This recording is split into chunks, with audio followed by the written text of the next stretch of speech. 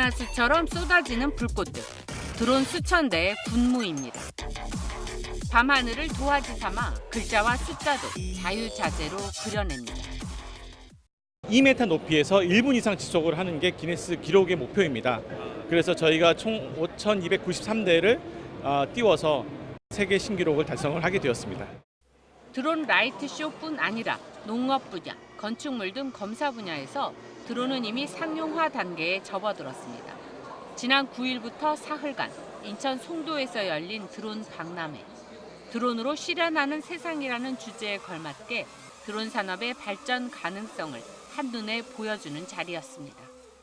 기존에 없던 서비스들이 이제 가능하게 되는 거잖아요. 그걸로 인해서 산업군이 굉장히 많이 또 새로운 산업이 생길 거고, 그런 면에서 굉장히 우리의 스마트폰처럼 또는 자동차가 나왔을 때처럼 그런 하나의 큰 변화를 줄 수 있는 하나의 그 운이 될 거다, 제품군이 될 거다.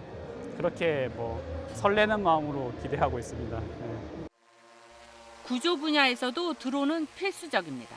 열화상 카메라를 장착한 드론은 실종자 수색에서 뚜렷한 성과를 올리고 있습니다.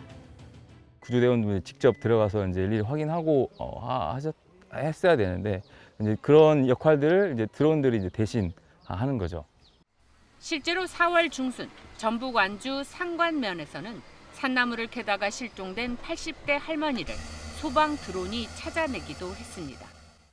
스피커 앰프로 이제 빨리 나오세요, 이동해 보세요 하니까는 그 열 영상이 움직이는데 이게 동물이 아닌 사람으로 추측되는 지점이 있어가지고 저희 드론 쪽 이동 방향으로 한번 와보세요 해놓고. 최근 관심이 커지고 있는 분야는 군용 드론입니다. 우크라이나 러시아 전쟁에서 지상전의 최강자로 여겨져 온 전차가 드론 공격에 맥없이 무너지면서 드론은 현대전의 게임 체인저로 평가받고 있습니다. 중심들을 잡고 표적 좌표를 정확히 염출하고 타격하는 데 아주 특화된 기업이죠. 저 뒤에 있는 거는 자폭형 드론인데 저 아주 크기나 작기 때문에 한 사거리 한 3km 내외에서 아주 효과적으로 쓰여질 수 있다고 보고요. 이거는 자폭형 드론인데 사실 굉장히 작죠. 작은데 이게 단가가 한 50만 원밖에 안 돼요. 점차 활용도가 높아지면서 드론 업체도 급증하고 있습니다. 2015년 등록된 국내 드론 업체는 460여 곳이었지만 2023년 6,300여 개 업체로 10배 이상 늘어났습니다. 4차 산업의 특성인 다른 분야하고의 융합 과정, 내가 원하는 직종에 어떻게 드론을 활용하시면 좋을지에 대해서 고민을 해보시면 효율적인 효과가 나올 거라고 예상이 됩니다. 드론 관련 직업군이 다양해지면서 드론 전공자도 늘고 있습니다. 경기도 포천시 영북고등학교 2019년 드론 학과가 만들어졌습니다. 무인기.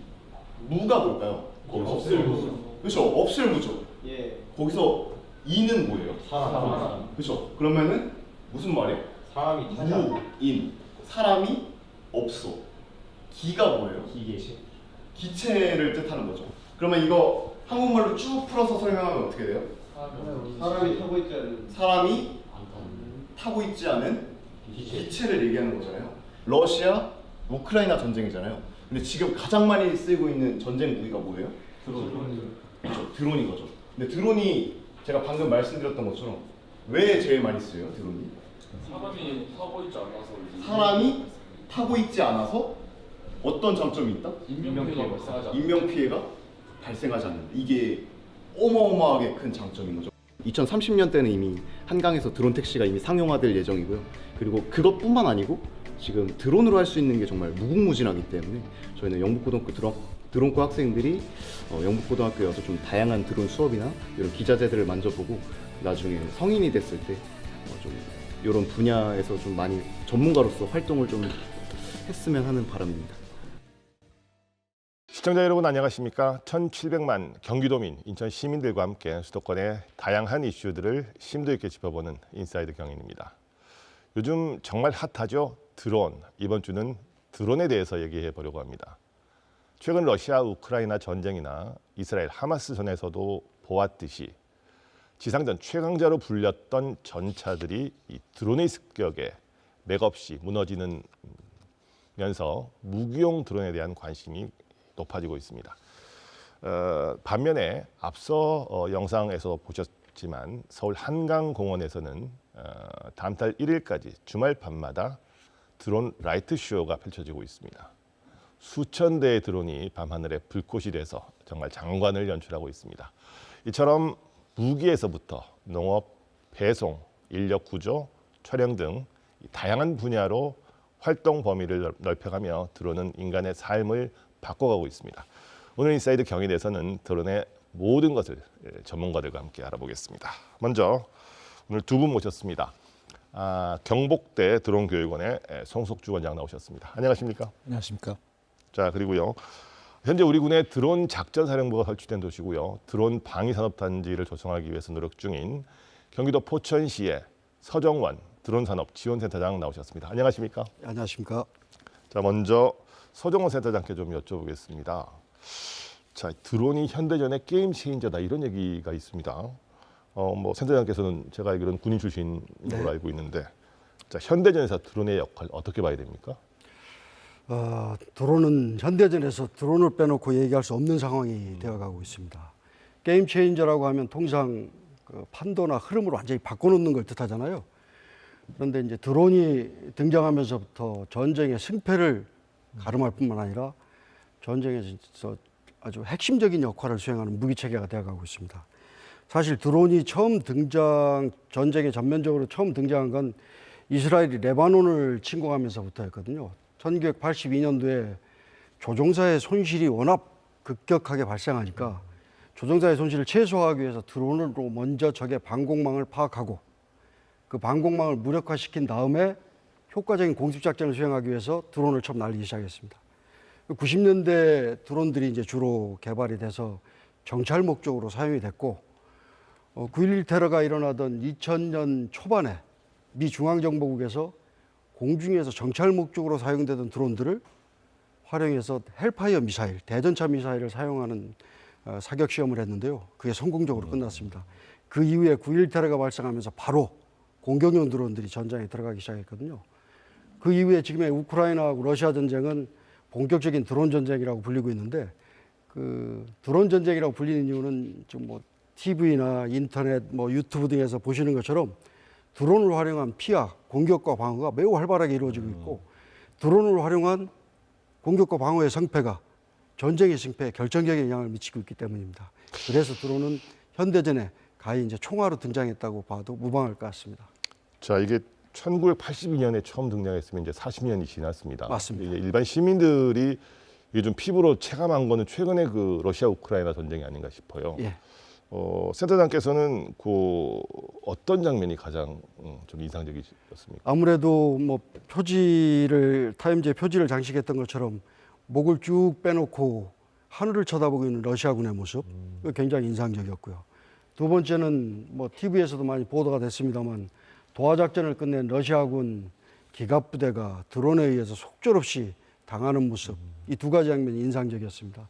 사실 그 첫 번째 장면인 그 목을 빼고 하늘을 쳐다보는 러시아군의 모습은 이게 이제 드론이 전장에 등장한 것에 대한 그 군인들의 그 시각을 대변한다고 볼 수 있는데요. 그 드론이 등장하면서 그 공포감이 드론이 가져오는 무기체계 효과가 엄청나거든요. 드론은 불과 70m 정도의 상공에만 올라가도 사무실에서 얘기를 나누는 정도의 소음밖에는 들리지가 않습니다. 그러니까 소음이 들리는 순간 이미 죽은 목숨이거든요. 그리고 기본적으로 지금까지의 전쟁은 굉장히 그 정밀 항법 능력을 가진 선진국만이 가지고 있는 그런 고성능 항공기를 이용한 공군력에 의해서 좌우가 됐는데 그 공군력이 아닌 굉장히 가성비가 높은 드론이라는 무기체계가 군대에서는 싸울 때 통상 감시하고 결심해서 타격하는 게 이게 그 큰 틀입니다. 큰 틀인데 감시하려면 감시 병력이 필요하고 결심하려면 세워야 되고 타격하려면 각종 재래식 화력이 필요한데 이 세 가지를 전부 드론 하나가 해결해 주고 있거든요.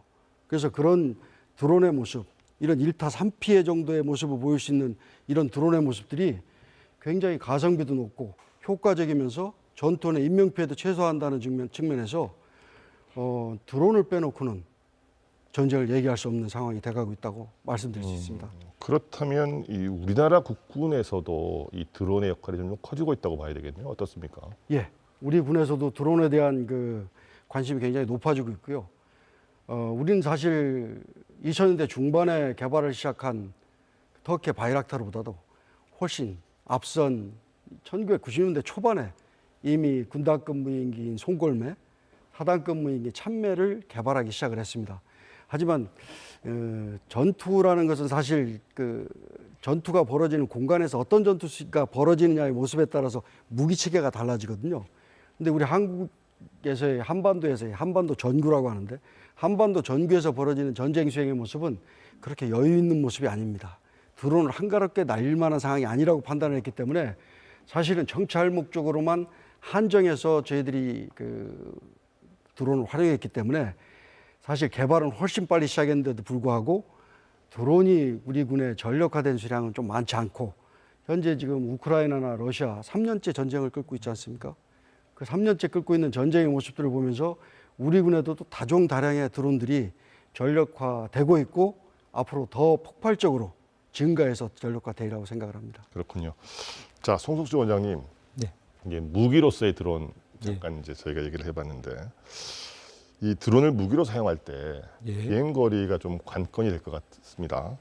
자, 드론의 비행 거리는 보통 얼마 정도 되는 겁니까? 예, 보통 비행 거리라는 거는 운용 거리라는 용어하고도 동일시되는 개념입니다. 그리고 레인지 범위라는 용어도 같이 혼용해서 쓰고 있습니다.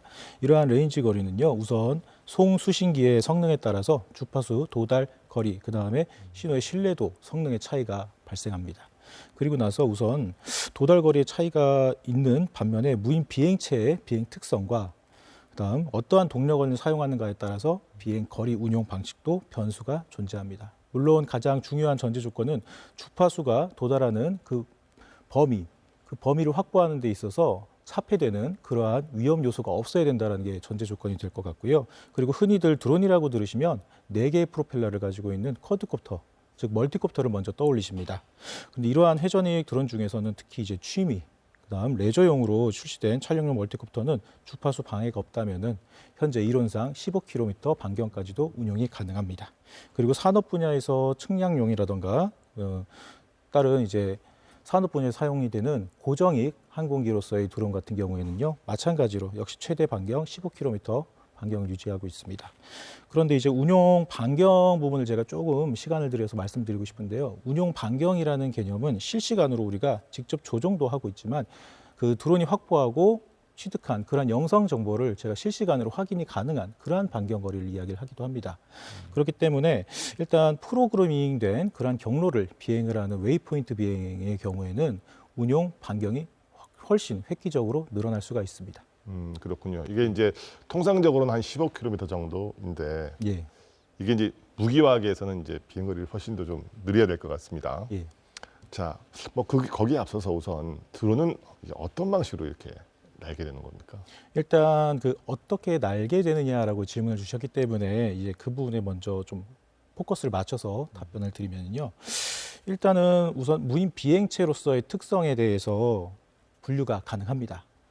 일단 멀티콥터나 헬리콥터 형태의 그러한 회전익은 말 그대로 양력을 발생시키는 날개가 계속해서 회전을 해서 비행을 하는 원리이고요. 그렇기 때문에 수직 이착륙이 가능합니다.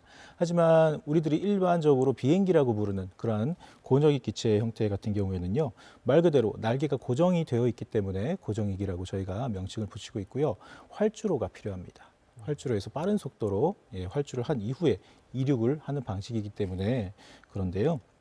일단은 활주로에 대한 의존성이 강한 고정익의 특성이 단점이기도 하고, 그렇기 때문에 군용으로 활용이 되는 그러한 고정익 같은 경우에는 따로 발사대를 활용을 해서 쏘아서 우리가 이제 드론을 운용하기도 합니다. 그리고 또한 회전익과 고정익의 장점을 합친 V톨이라든가 틸트 로터라는 그런 하이브리드 타입도 존재합니다. 장거리 비행이 가능한 고정익의 장점에 이제 수직 이착륙이 가능한 회전익의 장점을 섞어서 운용하는 그러한 방식이라고 생각을 하시면 될 것 같습니다. 이게 전파가 도달하는 거리하고도 좀 관계가 있겠어요. 아무래도 맞습니다. 사람이 타고 있지 않으니까 여기서 이제 전파를 쏴서 조정할 수 있어야 이게 운영이 가능한 거니까요. 앞선 질문에서는 제가 이제 민수용 드론에 좀 집중을 해서 답변을 드렸습니다만, 군사용 드론 같은 경우에 사용 범위가 사실은 이제 위성, 송수신 기술 방식을 도입을 한다고 했었을 때는요, 획기적으로 늘어납니다. 대륙과 대륙을 이동도 가능한 그러한 레인지 거미가 발생합니다. 최근에 그 우크라이나군이 그 러시아 내륙의 그 석유화학 단지를 드론으로 공격하는 일이 있었습니다. 네. 이때 이 드론이 1,500km를 이렇게 비행했다고 이 우크라이나가 주장하고 있는데 예. 조금 전에 이제 원장님 말씀대로 대륙과 대륙도 이동할 수 있다는 얘기 들으니까 맞습니다. 이제 어느 정도 이해는 갑니다만 예. 이 정도면 상당히 기술력이 높은 건가요? 네, 상당히 기술력이 높습니다. 그리고 일단은 1,500km를 비행을 했다라고 일반인 분들이 만약에 생각을 하신다고 했었을 때에는 앞서서 다시 한번 말씀드리지만 고정익 형태를 떠올리셔야 되시지 회전익 형태를 떠올리시면 안 되는 겁니다. 저희가 이제 해외여행을 가실 때 국제선 여객기를 이용하시지 않습니까? 그래서 잘 생각해 보시면 저희는 고정익 형태의 비행기, 여객선을 이용을 합니다. 여객기를 이용을 하는 거죠. 그런데 어떻게 헬리콥터를 타고 해외로 이동을 할 수가 있겠습니까? 같은 맥락으로 이해를 하시면 될 것 같습니다. 그리고 일단 아까 말씀을 주셨던 1,500km 비행을 했다라는 부분은 일단 이론상으로는 가능합니다. 네, 이 부분이 이제 고정익 무인기 기준으로 제가 이제 말씀을 드리고 싶은데요. 일단 고정익 무인기에 내연기관을 장착을 해서요. 아까 이제 제가 언급해드렸던 그러한 동력원 자체를 배터리에 의존하는 게 아니고 저희가 니트로퓨엘이라고 하는 일종의 오일 종류죠. 쉽게 말씀드리면 가솔린 같은 거, 항공유를 떠올리시면 될 것 같습니다. 그러한 형태를 운용하게 된다면 일단은 항속거리가 굉장히 획기적으로 늘어납니다. 그리고 배터리하고 이러한 니트로퓨엘의 가장 큰 차이점은 배터리는 저희가 아무리 오래 써서 방전을 했다고 하더라도 전기 효율성은 죽었지만 배터리 자체의 무게는 변동이 없습니다. 그런데 이제 니트로퓨엘은 점점 소모하면 소모할수록 가벼워지는 특성이 있기 때문에 비행 거리, 그다음에 비행 운용 시간을 획기적으로 늘릴 수 있는 방법이 되기도 하고요. 고정익 같은 경우에는 특히 엔진이나 모터를 끈다고 했었을 때 활강 비행이 가능합니다. 이러한 요소들을 같이 접목을 해서 운용을 한다고 하면은 당연히 1,500km까지도 문제는 없습니다. 야, 아니 세 사장님, 이 드론이 이렇게 장거리로 날 수 있다면 정말 가공할 만한 위력을 갖게 되는 건데, 자 우리나라도 그러면 이 포천에 이제 이 드론 작전 사령부가 생겼지 않습니까? 네. 이것도 뭐 이런 것과 연관돼 있다고 봐야 되나요? 네, 맞습니다. 사실 지금 드론 작전 사령부가 작년도 9월 1일부로 창설이 됐습니다. 포천에. 공개된 이제 우리 드론 작전 사령부령 법령에 의하면 드론 작전 사령부는 몇 가지 임무를 수행하는데, 드론 작전 사령부는 일단 첫 번째는 북한군이 드론을 이용한 그 도발을 14년도부터 계속 실시를 해오고 있거든요. 그 드론 작전 사령부는 그런 적의 도발에 대응해서 상응한 우리의 능력을 북측으로 이제 현시하는 그런 역할을 수행하고, 또 한 가지는 드론, 뭐 인민 드론이라는 표현들을 쓰는데요. 드론, 인민 드론은 반드시 잡아서 포획해서 상황을 종결하는 그런 임무를 수행하고 있고, 전체적으로 육해공군이나 해병대 모두 그 드론을 활용하기 때문에 드론 작전에 관한 전반적인 조정 및 통제, 그리고 군에서는 전투발전이라고 합니다. 드론을 이용해서 어떻게 효과적으로 전투 수행을 할 것인가 하는 부분들을 이제 연구하는 것들을 전투발전 업무라고 하는데, 그런 전투발전 업무를 수행하는 역할을 수행하면서 우리 군이 미래전에서 싸워 이길 수 있는 기반을 구축하는 데 아주 큰 이익을 담당하고 있습니다. 그렇군요. 자, 최근에 그 이제 지난 9일부터 4월 동안에 드론 박람회가 이 국토교통부하고 인천 광역시 주최로 송도에서 열렸습니다. 요 이제 그 제목이 드론으로 실현하는 세상인데, 이게 드림 컴츄르가 아니라 드론스 컴츄르더라고요. 약간 이제 뭐 패러디한 것 같은데, 이 포천시도 제가 알기로는 부스를 마련했다고 들었습니다. 현장 분위기는 어땠습니까? 사실 저희 포천시가 그 박람회 전시장 한가운데 아주 크게 전시장을 만들었는데요. 특색 있는 것은 앞부분에는 배송을 중심으로 한 드론 실증 도시 구축과 관련된 기체들을 전시를 했고요. 뒤쪽에는 공격형 드론, 자폭 드론이라고 하죠. 자폭 드론들, 우리 국내에서 현재 한 8 내지 9개 업체 정도가 자폭 드론들을 개발하고 있는데, 그 자폭 드론들을 전시하는 역할을 했습니다. 다만 안타까운 것은 드론 박람회가 뭐 3, 4년 계속 지속되는 과정을 현장에서 보면서 값싸고 성능 좋은 중국산 드론들의 그 비약적인 발전 때문에 국내 드론 산업들이 제대로 성장하지 못하고, 그 여파로 드론 박람회에 참여하는 기업체들의 부스가 많이 줄어들고 있거나 또는 축소되고 있는 것 같아서 굉장히 안타까운 마음을 가지고 있고, 드론 산업 전반이 활성화되기 위해서는 공공부문의 드론, 특히 군사용 드론이 그 견인해야 되는 부분들이 많이 있기 때문에 그런 부분에서 소요 창출이라고 하는데요. 군사적 관점에서 상용 드론을 군사적 무기체계 밀리터리 스펙으로 전환한다고 하는데 밀리터리 스펙으로 전환해서 국내 드론 산업을 육성시키는 그 견인차 역할을 하는 노력을 우리가 어떻게 해야 될 것인가를 고민하는 아주 좋은 기회였다고 생각을 합니다. 이제 아무래도 이제 드론이 현대전의 게임 체인저다 보니까 군인들도 뭐 관심이 되게 많았다고 들었습니다. 센터장께서 뭐 드론 무기화와 관련해서 세미나 발표를 하셨다고 하는데 어떤 내용 발표하신 거예요? 지금 드론 전력화와 관련해서 가장 어려운 점들을 해결하는 역할을 포천시가 수행을 하고 있거든요. 네. 그걸 이제 포천시에서는 드론 전력화의 허브기지라는 표현을 쓰고 있습니다. 그 허브기지라는 표현에는 우리 국내에서 생산된 그 상용 드론들이 군사용 드론으로 전환되기 위해서는 군사용 드론으로 적합한지에 대한 성적표를 발급하는 그 시험 평가를 지원해 주는 곳이 있어야 되고요.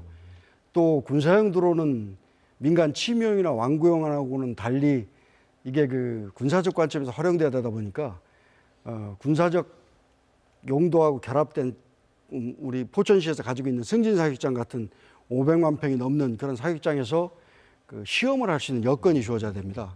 그래서 지금 포천시에서는 그런 역할도 수행하고 있기 때문에 그런 시험평가 지원센터, 또 두 번째는 실증을 지원하는 문제, 세 번째는 그렇게 다량의 드론들이 들어왔을 경우에 단순하게 농약을 뿌리는 정도의 그런 훈련을 할 수 있는 곳이 있으면 안 되겠죠.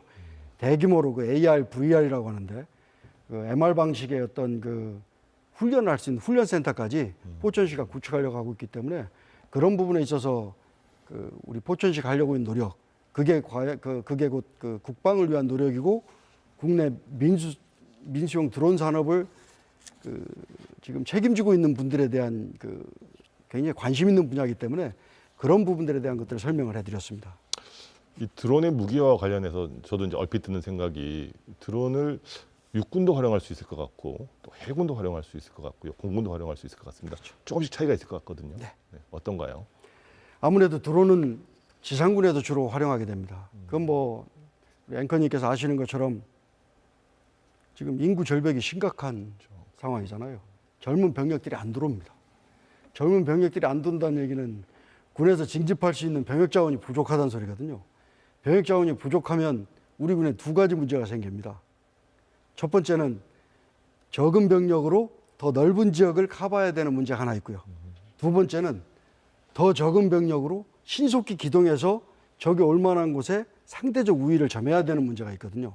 근데 그 두 가지 역할을 다 수행할 수 있는 것이 드론인데 사실 해군이나 공군은 병력 규모의 변화 없이 지금 국방계획이 추진되고 있기 때문에 드론은 4차 산업혁명 시대의 군사과학 기술의 총알로서 받아들이는 건데 지상군은 싸우는 방법과 결합이 돼서 아주 핵심적인 무기체계가 돼야만 됩니다. 그래서 적은 병력으로 넓은 지역을 보려면 눈으로 볼 수는 없잖아요. 쌍안경이나 육안으로만 보던 것들을, 그리고 뭐 차량을 타고 와서 보는 건 지형의 마찰 때문에 어려운 점이 있는데 드론을 띄워서 볼 수 있다면 적은 병력으로, 예전에는 소대가 1km밖에 보지 못했다면 드론을 띄우면 아까 송 원장님이 말씀하신 것처럼 15km까지, 중대급은 통상 10km라고 하는데요. 10km, 대대급은 한 40km, 사단급은 한 60km까지 볼 수 있는 능력이 생기니까 훨씬 더 광정면을 책임질 수 있게 됩니다. 그래서 지상군 같은 경우에는 드론이 세 종류가 있는데 정찰용 드론, 공격용 드론, 이걸 지원하는 지원용 드론이 있습니다. 이 지원용 드론은 뭐 지도를 제작하는 매핑용 드론, 그다음에 탐색이나 이런 구조작전을 도와주는 그 조명 및 방송 드론, 장애물을 식별하는 장애물 탐지 드론, 그다음에 뭐 전파를 중계하는 중계 드론, 이런 것들이 있는데 이런 공격, 정찰, 지원 드론들 각 분야에 있어서 다양하게 육군은 활용을 해야 되고요. 해군은 함정의 안전을 보장하기 위해서 수상 드론이나 수중 드론을 보내서 활용하는 방법이 있고, 해병대는 지상군하고 같은 개념이기 때문에 같이 가고 있고요. 공군은 아무래도 고가의 그 전투기를 보호하는 그 윙맨, 스카우트기의 역할을 수행하는 개념이기 때문에 군마다 역할이나 규모의 차이는 있지만 드론은 앞으로 우리 군에서 다종다량으로 아주 다양하게 획득되리라고 생각됩니다. 요건 이제 보안 때문에 제가 좀 여쭤보기 뭐하긴 한데, 자, 우리 군의 드론 무기화 노력 어떤 방향으로 추진되고 있습니까? 이거는 딱 공개할 수 있는 부분까지만 좀. 네, 많이 뭐 인터넷 상에도 이제 공개가 됐고, 사실 지금의 무기 체계는 예전에는 국방이 군사과학기술이 민간과학기술을 선도를 했는데 지금 게임 챌린저라고 등장하고 있는 AI, 로봇, 드론, 우주, 사이버 전자전 이런 게임 체인저들은 민간의 과학기술이 훨씬 발전됐기 때문에 이걸 같이 가기 위해서는 군의 개념을 먼저 공개를 하고 정보를 공유한 상태에서 발전해야 되거든요. 우리 군의 무기체계 개념을 간단하게 말씀드리면 4단급, 여단급 군대 다녀오셨죠? 네. 4여단급 이상은 연구개발이 필요합니다. 고성능이거든요. 예전에는 뭐 RQ라고 그래가지고 르코나이상스에서 정찰이나 단일 목적으로만 사용했는데 요즘은 멀티롤이라고 그래가지고 MQ라는 표현을 쓰는데요. 공격과 정찰이 결합된 형태의 드론들이 많이 사용이 되는데 4단급 이상은 ADD나 국방기술진흥연구소 또는 우리 기품원 또는 신소객득원 이런 곳에서 연구개발을 통해 가지고 조달하고 있고 지금 말씀하시는 이제 우리 대대급 이하, 그러니까 적은 지역에서 효과적으로 사용되는 기체도 작고 가볍고 효과적인 가성비가 굉장히 높은 무기 체계들은 상용 드론을 밀리터리 스펙으로 전환하는 것으로 가고 있습니다. 더 쉽게 말씀드리면 분대급도 드론이 있어야 되고요. 소대급도 있습니다. 중대급도 있고 대대급도 있습니다. 이건 이미 군사 선진국이라고 할 수 있는 미국에서는 뭐 이미 다 공개되어 있지만 대대급은 퓨마라는 기종이, 중대급은 레이븐이라는 기종이, 그다음에 소대급, 분소대급은 스카이디오 XTD나 T14의 뭐 골든 이글 같은 그런 아주 작은 쿼드롭터형의 드론들이 개발이 돼 있고요. 뭐 앞서도 이제 말씀을 해주셨는데 이 포천시가 특히 이제 군용 드론 산업단지 유치를 위해서 굉장히 많이 노력을 하고 있는 것 같습니다. 이 전국의 다른 도시에 비해서 포천시가 가지는 이 장점은 뭡니까? 유일무이한 장점은 사실은 사격장입니다. 군은 포천시가 가지고 있는 승진 사격장이라고 하는 600만 평에 달하는 굉장히 넓은 지역이거든요. 대통령께서 취임하시면 연합 합동화력 시범을 보이는데 혹시 앵커님께서 보셨습니까? 네, 화면으로 많이 접해 봤습니다. 대규모로 보이는 곳이 바로 승진 사격장입니다. 그 승진 사격장과 미군들이 주로 사격하는 곳이죠. 유일하게 사격할 수 있는 곳이 영평 사격장, 미군 측에서는 로드리게스 사격장이라는 곳입니다. 또 우리 국방과학연구소에서 한탄강을 사이에 두고 우리 각종 무기체계를 시험하는 다락대 시험장이라는 곳인데 그것 또한 500여만 평이 되거든요. 아까 서두에서 말씀드린 것처럼 상용 드론을 밀리터리 스펙으로 전환해서 군사용 드론으로 들어오는 그 소요가 커져야만이 우리 국내 드론 산업이 성장하는데 그런 것들을 시험할 수 있는 곳이 전국에서 유일하게 포천시밖에 없습니다. 다만 포천시가 군에서 휴전선하고 가까워서 그 이상은 넘어가지 말라고 선을 거놓은 P518 공역이라는 이북 지역에 있지만 공역을 관리하는 것이 군이다 보니 군의 협조하에 민간 드론들이 군사용 드론으로 전환하기 위해서 시험할 수 있고 또 더군다나 아까 말씀드린 대로 공격형 드론 같은 경우에는 아주 작은 레이싱 드론 같은 것에 폭약을 달고 타격을 하잖아요. 그런 것들을 전국 어디에서도 시험할 수 없거든요. 오직 승진 사격장에서만 할 수 있습니다. 사실은 그래서 포천시만이 할 수 있는 그런 사격장의 여건과 드론 작전 사령부가 포천시에 들어왔고 또 뭐 VIP께서도 강조하시는 굉장히 부품의 국산화, 그다음에 안정적인 공급 기반을 확대하기 위해서 상용 드론 시장의 기반을 넓히기 위해서는 반드시 그 군사용 드론의 시장을 넓혀야 되는데 그것을 할 수 있는 곳이 포천밖에 없기 때문에 다른 지자체들이 다양하게 국내 민수용 드론 산업을 선도하게 하는 역할들에 대해서는 인정을 합니다. 하지만 군사용 드론으로 전환되기 위한 시험을 할 수 있고 평가를 할 수 있고 그런 것들을 군인들과 같이 머리를 맞대고 정보를 공유하면서 개발할 수 있는 것은 포천시밖에 없고 그런 역할을 포천시에서 과감하게 하겠다고 자임을 하고 또 거기에 대한 투자를 하고 있는 상황입니다. 네. 자, 이 원장님, 이 말씀을 들어보니까 예. 저희가 군대 가서 뭐 사격 훈련 이런 거 많이 했는데 조만간 드론 운영 훈련도 필수적으로 해야 될 날이 멀지 않았겠다 이런 생각도 듭니다. 예, 맞습니다. 필수입니다. 어쨌든 이 드론을 잘 운영할 수 있는 인력을 어떻게 잘 교육시키냐 이것도 굉장히 중요할 것 같아요. 예. 자, 경복대 드론교육원 여기 포천에 있습니까?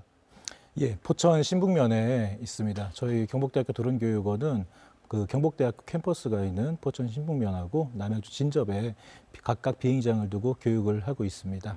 저희 교육원은 이제 국토교통부의 인가를 받은 전문 교육기관이고요. 그다음에 특히 이제 국가 자격증, 흔히 이제 항공안전법상 저희가 분류를 하고 있는 초경량 비행장치, 무인 멀티콥터 국가 자격증 취득 관련된 교육뿐만이 아니고 각각 이제 드론을 활용하시려고 하시는 목적은 다양하시기 때문에 본인들께서 원하시는 그러한 목적에 맞춰서 임무 특화형 교육도 실시하고 있습니다. 그리고 특히 최근에는 현역 군인분들하고 소방분들 문의가 굉장히 많으셨고 실제 교육도 많이 이루어지고 있습니다. 이런 그 드론 교육 시설이 예. 경복대 하나밖에 없는 겁니까? 다른 데도 있습니까? 어떻습니까? 뭐 물론 이제 드론 국가자격증 취득 교육을 위한 전문 교육기관은 국내에 많습니다. 하지만 이제 저희 포천시 같은 경우에는 아무래도 국방산업 관련된 그러한 특색이 있는 도시 지자체답게 저희 역시도 임무 특화형 비행이라고 해서요. 또 단순하게 이제 외부에서 쉽게 말씀드리면 야외죠. 드론을 야외에서 띄우는 그러한 단순 조종뿐만이 아니고 실내에서 쏘는 수색이라던가 그다음 소방, 구조 관련된 직종에 계시는 공직자분들께서 실무에서 드론을 활용하셨을 때 이론적으로는 완벽하게 아시겠지만 아무래도 사람이 숙달된 경험이 필요한 부분이 분명히 발생합니다. 더군다나 날아다니는 비행체이기 때문에 그러한 부분들이 훨씬 더 크게 강조하고 싶은데요. 그러한 부분을 따로 또 교육을 해드릴 수 있는 교육원은 저희뿐이 없다고 말씀드리고 싶습니다. 이 포천에는 좀 특이하게 고등학교에도 드론 학과가 있다고 제가 들었습니다.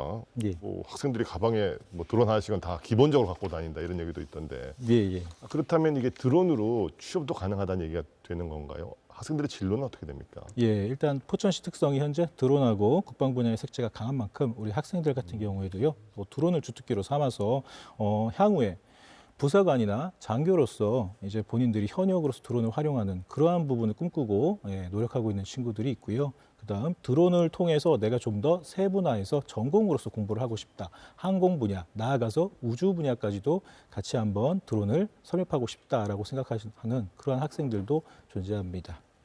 그렇군요. 자, 센터장님, 이게 네? 이제 공격용 드론을 무력화하는 그 일명 안티드론 제품도 있다고 들었거든요. 이거는 그러면 우리가 흔히 생각하는 뭐 미사일을 요격하는 그런 미사일 이렇게 개념으로 보면 됩니까? 어떻습니까? 맞습니다. 사실 드론 시장 못지않게 대드론 시장도 굉장히 큽니다. 지금 앵커님께서 말씀하신 대로 안티드론이라고 했는데 군에서는 안티포병이라는 표현을 안 쓰거든요. 대포병이라고 하거든요. 그러니까 목적이 다르기 때문에 그런데 민간에서는 안티라고 그래서 이제 목표를 방어하는데 이제 거부나 격퇴 같은 것들이 목표라면 대드론은 이제 완전히 기체를 포획하는 그래서 상황이 종결되는 건 이제 대드론이라고 하는데 대드론, 안티드론이라고 말씀하셨으니까 안티드론에는 세 가지 단계가 있습니다. 첫 번째는 탐지입니다. 두 번째는 식별, 세 번째는 무력화입니다. 사실 그 관련된 제품들을 간단하게만 설명드리면 탐지라는 건 사실 눈으로 보는 것, 쌍안경으로 보는 것, 그리고 좀 더 나아가면 이제 EOI라고 해서 광학 장비나 적외선 장비, 그보다도 더 나아가면 레이더 같은 장비들이 탐지 장비입니다. 식별이라고 하면은 그 장비가 과연 우리한테 위해를 가할 수 있는 장비인지 아닌지를 판단하는 절차고요. 무력화는 그렇게 식별된 그 드론들을 어떤 형태로든 무력화시키는 것을 뜻합니다. 그런 제품들이 많이 나와 있고 국내 그 안티드론 기업들도 상당한 기술력을 축적하고 있고 다만 안타까운 것은 K방산이 지금 수출을 통해서 굉장히 많은 역할을 하고 있는데 안티드론, 이 대드론 제품들은 하나도 포함되지 않고 있는 점이 굉장히 안타까운 점입니다. 네, 아무래도 이제 전쟁 무기 이런 얘기만 하다 보니까 조금 이제 무거워졌습니다만 화제를 좀 돌려보겠습니다. 드론의 다른 용도, 드론 라이트 쇼가 요즘 화제입니다. 이게 뭐 지역 축제 때 활용하는 데도 많고요. 서울 한강변에 나가봐도 이 주말마다 드론 라이트 쇼가 열립니다. 예전에 불꽃놀이가 있었다면 요즘은 이 드론 쇼가 거의 대세가 된 그런 느낌입니다. 최근에는요, 이 5,000대가 넘는 정확히는 5,293대의 드론으로 라이트 쇼를 펼쳐서 이게 세계 최대 기록이라 그래요. 기네스 월드 레코드에도 올랐다고 합니다. 자, 드론 라이트 쇼를 한번 보시고 이런 쇼는 어떻게 이루어지는지 인터뷰 먼저 들어보고 또 얘기 이어가도록 하겠습니다.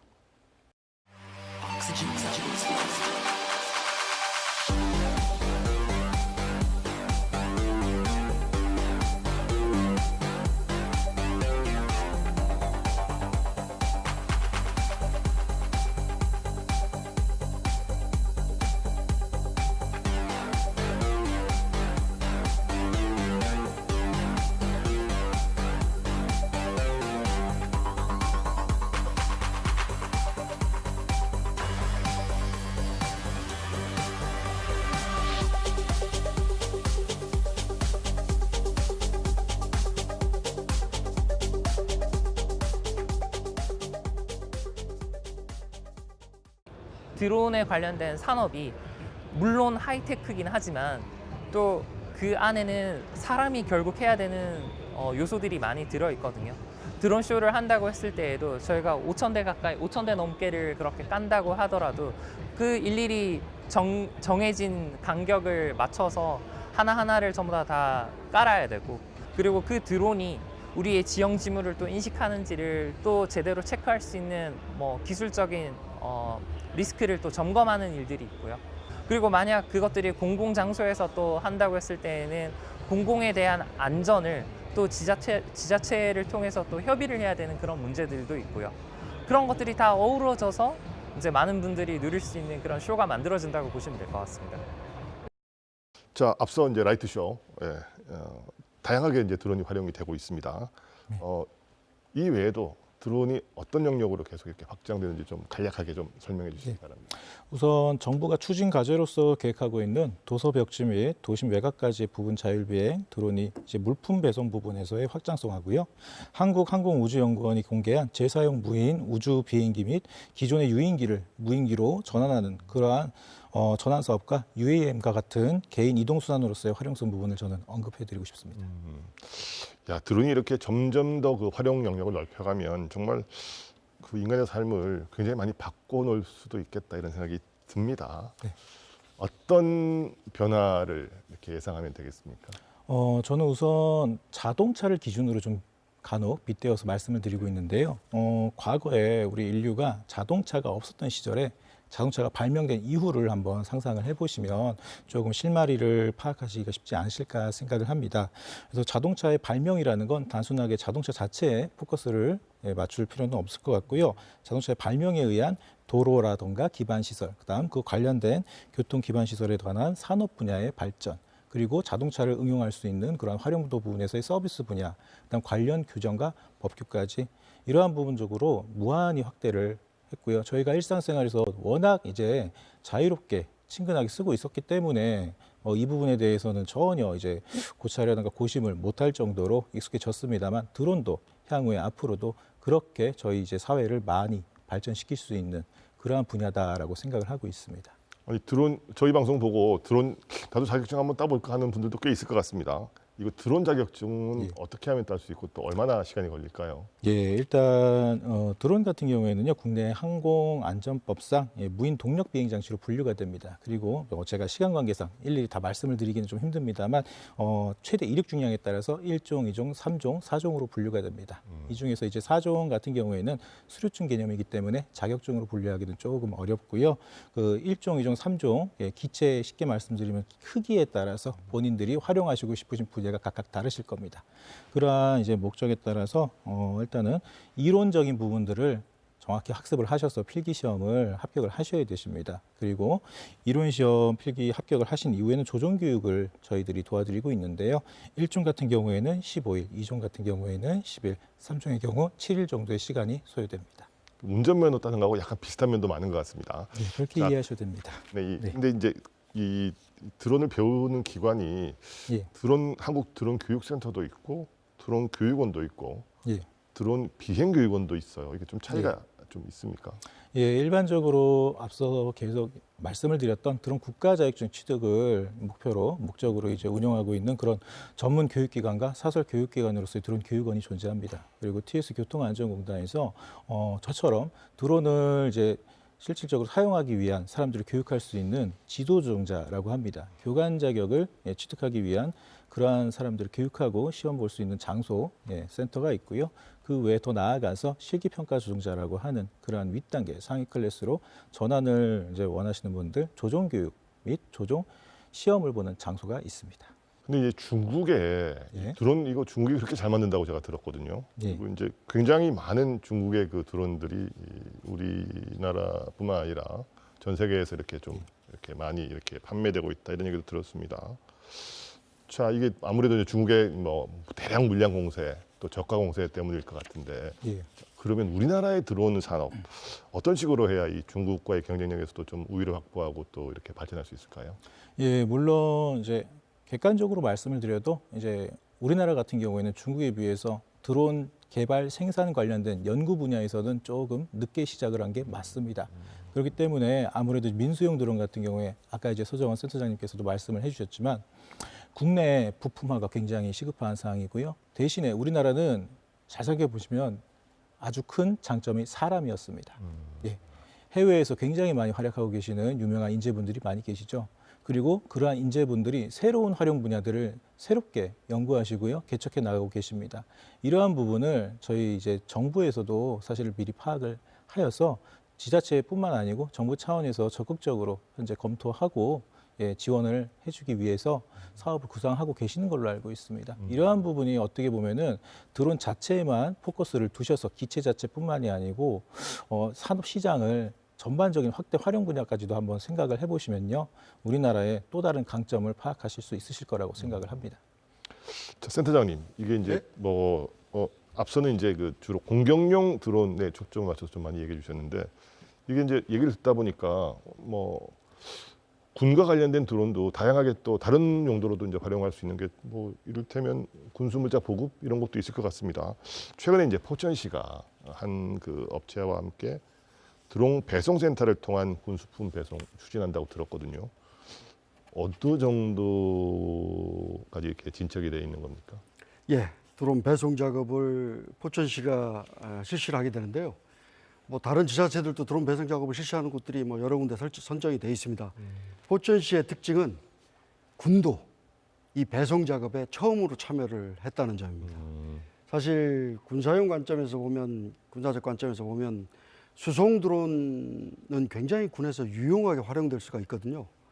아시는 것처럼 뭐 우리는 동고, 서, 저의 개념이고, 서쪽 지역이 비록 평야지대로 이루어졌다고는 하지만 고지를 중심으로 주요 산에 병력들이 많이 배치되어 있기 때문에 수송용 드론이 효과적으로 활용된다면 굉장히 유용하거든요. 현재는 헬기, 차량, 아니면 이제 사람이 날라야 되는데, 그것들을 그 드론을 이용해서 날릴 수 있다면, 실어 나를 수 있다면 굉장히 효과적인데, 사실 그 배송 실증 구간 자체는 그렇게 길지가 못합니다. 아까 송 원장이 말씀하신 것처럼 그 안전의 문제가 완전히 확보돼야 되고, 또 간단 없는 통신의 문제가 있고요. 그걸 또 관제해야 되는 부분들도 있기 때문에, 그리고 또 그게 자유롭게 비행할 수 있는 공역이라는 것 자체를 확보해야 되는 문제가 있어서 배송관이 크진 않지만 적은 규모로 시작을 하고 있고, 군에서도 수송용 드론은 30kg를 들 수 있는 탐박스 하나 정도 개인이 쓸 수 있는 5.5mm 탄약통들을 실 수 있는 정도의 수송용 드론은 이미 한 20여 세트가 그 군에 전력화가 되어 있고요. 40kg, 100kg, 200kg, 600kg까지 개발이 되고 있는데, 그런 수송 드론들이 나온다면 효과적으로 보급 작전을 수행할 수 있다는 측면에서는 굉장히 유용할 거라고 생각되고요. 한 가지 더 여기서 덧붙이자면, 올해 이제 8월 달에 파리올림픽에서 그 프랑스가 UAM이라고 하는 어번 에어 모빌리티라고 하는 나르는 드론 택시 같은 그런 개념으로 해가지고 그 사람을 싣고 관광객을 싣고 세네강변을 비행한다고 하지 않습니까? 드론보다도 훨씬 더 효과적으로 수송을 할 수 있는 수단도 같이 등장하고 있기 때문에 광해의 의미에서는 UAM도 드론의 범위에 속한다고 볼 때, 우리 군에서는 어떤 형태로든 병력은 줄어들고 그 차량이나 헬기를 운영하는 데 따른 그런 부담감을 줄일 수 있는 측면에서 이런 드론들에 대한 소요는 아까 뭐 송 원장님도 말씀하셨지만 우리나라의 그 드론 산업 전반이 성장하기 위해서는 반드시 이런 수송용 드론에 대한 소요를 군이 빠른 시간 내에 창출을 하고, 우리가 원하는 요구 능력, 군은 이 정도의 사양을 원합니다 라는 것들을 명확하게 민간에 밝혀서 군에서 사용할 수 있는 드론들을 민간에도 제공해 주면서 그걸 가지고 우리나라 국내 시장뿐 아니라 세계적으로 수출도 할 수 있는 그런 여건이 되기를 희망하고 있습니다.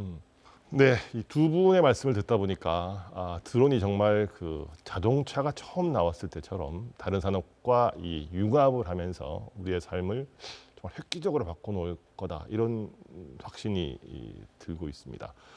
마지막으로 우리나라 드론 산업의 발전과 관련해서 하고 싶은 말씀이 있다면 먼저 그 서정원 센터장부터 한 말씀 해주시기 바랍니다.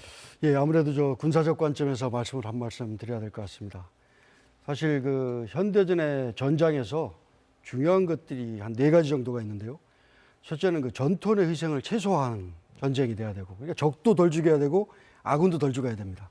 두 번째는 물자 피해를 최소화해야 되고, 세 번째는 어쨌든 그 전쟁 비용도 최소화해서 뭐 경제가 완전히 무너지지 않도록 해야 되고, 무엇보다 단기간 내 전쟁을 종결해야 됩니다.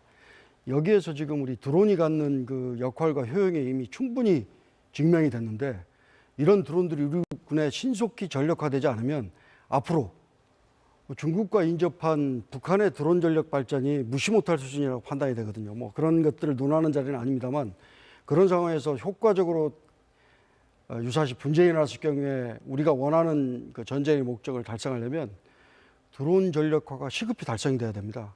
그러려면 그 민관, 군, 산하견 모두 머리를 맞대고 같이 노력을 해야 됩니다. 네, 송석주 원장께서도 말씀 부탁드리겠습니다.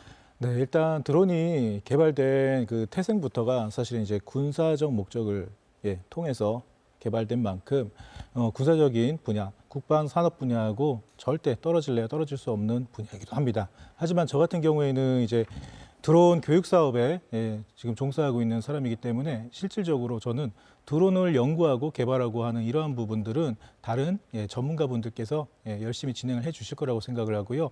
제일 중요한 건 정말로 그러한 드론들을 운용할 수 있고 실무적으로 안전하게 목적에 맞게 활용할 수 있는 조종자를 양성하는 부분일 거라고 생각을 합니다. 거기에 발맞춰서 저희 경북대학교 드론교육원도요, 실질적인 드론 조종 교육이 이루어질 수 있도록 제가 열심히 노력하도록 하겠습니다. 네, 최근 송도에서 열린 드론 박람회의 주제가 드론으로 실현하는 세상, 드론스컴 주로였습니다. 자동차와 스마트폰이 그랬듯이 드론도 세상을 획기적으로 변혁시키는 구심점이 될 것이라는 기대를 해봅니다. 또 드론 산업의 주도권 확보를 위해서 국가나 지방자치단체도 적극적으로 관심을 가져야 할 때라는 생각도 함께 해봤습니다. 인사이드 경인 오늘은 여기서 마무리하겠습니다. 시청해주신 여러분 고맙습니다.